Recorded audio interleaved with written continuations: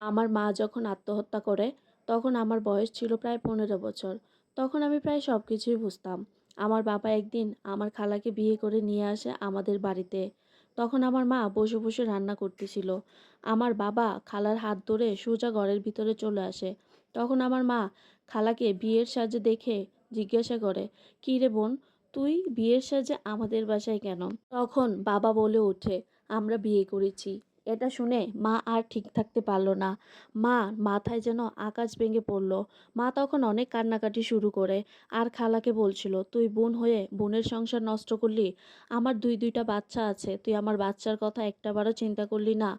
মার কান্নাকাটি শুনে পাড়ার আশেপাশের লোকজন সবাই জড়ো হয়ে গেল। সবাই খালা এবং বাবাকে চি করতে লাগলো।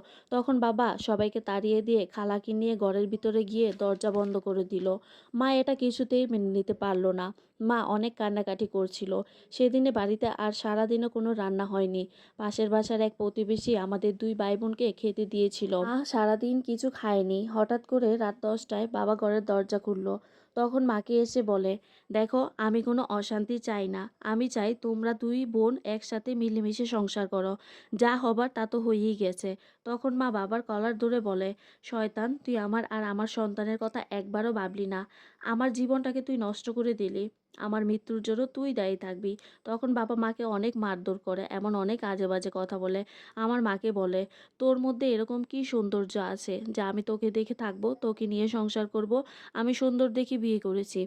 আমি তাকে নিয়েই থাকবো, আমি তাকে নিয়েই সংসার করব।" এগুলো বলে বাবা আবার ঘরের ভিতরে চলে যায়। মা বসে, বসে কান্না করতে থাকে। এভাবে আমাদের ঘরে অশান্তি লেগেই থাকতো। বাবা আর মায়ের মধ্যে কোনো মিল ছিল না। আমার খালা আর বাবার মধ্যে অনেক মিল ছিল। আমার খালার প্রায় ৩ বছর আগে ডিভোর্স হয়ে যায়। তখন থেকে প্রায় সময়ই খালা আমাদের বাসায় আসা যাওয়া করত।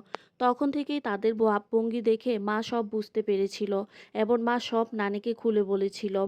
নানি খালাকে অনেক বুঝায়, কিন্তু খালা নানির কোনো কথাই শোনে না। এসব চিন্তায় চিন্তায় রাতে ঘুম আসেনি আমার।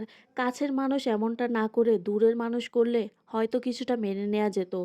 এগুলো ভাবতে ভাবতে ঘুমিয়ে গেলাম। সকালে ঘুম থেকে উঠে দেখি আরেকটা রুমের দরজা লাগানো, কিন্তু জানালাটা খোলা ছিল। জানালা দিয়ে দেখি আমার মা উপরে ঝুলছে। এটা দেখে আমি চিৎকার দিয়ে উঠলাম, "আল্লাহ গো, এটা কি হলো আমার মায়ের সাথে? আমার মায়ের কি হয়ে গেল?" আশেপাশের মানুষ জড়ো হয়ে গেল।